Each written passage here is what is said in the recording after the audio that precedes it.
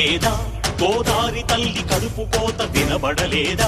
గోదారి నీళ్ల రక్త ఘోష వినబడలేదా గోదారి తల్లి కడుపు కోత వినబడలేదా గోదారి నీళ్ల రక్త ఘోష గుండె నిండా పాలున్న బిడ్డల కందించలేని తల్లి బతుకు దేనికని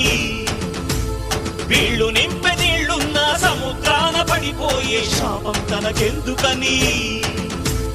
బలువై దయ కరువై తను వెలియై ఇక బలియై ఉప్పు సాగరాలలోకి వెళ్ళలేక వెక్కి వెక్కి పడుతున్నది వృధాగా కను మూయలేక